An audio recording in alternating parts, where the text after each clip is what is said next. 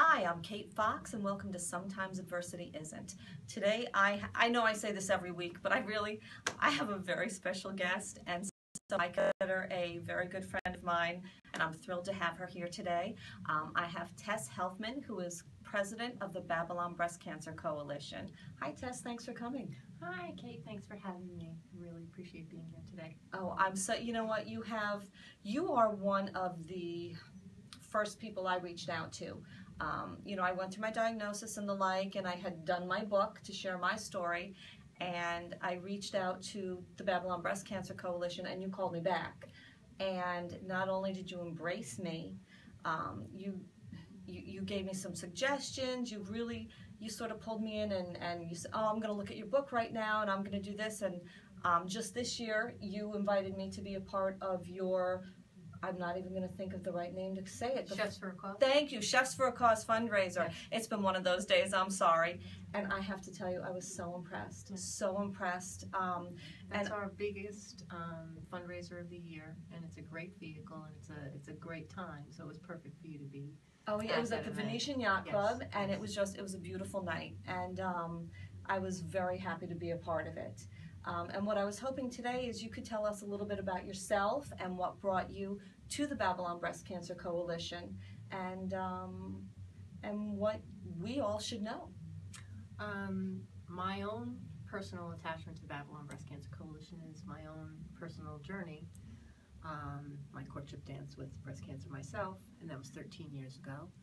And I knew I had dodged a really big bullet, and I shared rooms with women who did not dodge that bullet. And I knew I wanted to give back. Here they come. I know. Please, my whole body again lit up with goosebumps. So, and actually I had seen the Babylon Breast Cancer Coalition. They had a little booth at some community fair, the village fair. And I hadn't told my mother yet, and my husband, and she was with us, and my husband and I were walking down the street, and we saw the little booth, and we looked, and don't go over there, because I wouldn't, Oh yeah. You're going to say something, and it's going to expose, because at that point I went through the testing, and we know, but not really, without having a doctor say it, we knew what was coming. Right. So I saw them, so I was aware of them, but actually in my own journey I never used them, and I never used their services. So when I first got involved with them and I saw what they did, I was like, oh my God, these are really, truly the services I could have used. Mm-hmm. And I mean, my house was a wreck. Everything you can't clean, you can't do anything. Everything is also, there's so much emotion and there's such a blur of things, and you're getting all this paperwork and you're getting all these things, and it stacks up on the kitchen counter, and it's just a very scary time. And to be able to be there and offer the support to these women now is so rewarding.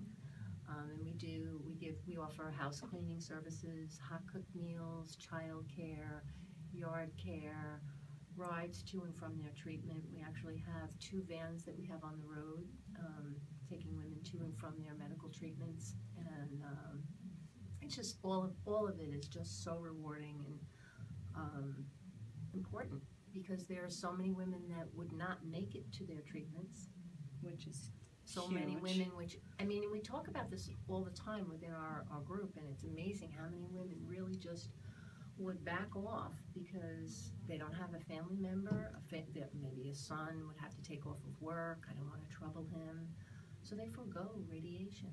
Really? Yes. Wow. See, and you don't know that that's going on out there, but it is. And especially with the elderly.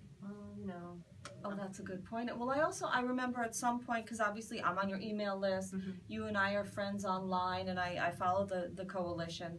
And during the winter time when there was a lot of snow, I remember posts and emails, can someone shovel this? Can someone volunteer to shovel here? Can someone volunteer just so that people could get out to their treatments? That's how we get it done. Because it's so important, and that's what you guys do, and I know. Again, the amount of events you've got, well, this is our month, Breast Cancer Awareness Month, Think Pink, which we'll address, but, you have so many events coming up and so many things. Constantly, we need volunteers, we need volunteers, we need volunteers, and you get them, because, I'm a lucky one, too. You and I have discussed this, and we're not shy, and we have to help those that need some help and that need people to speak for them. Well, and it is. It's a constant.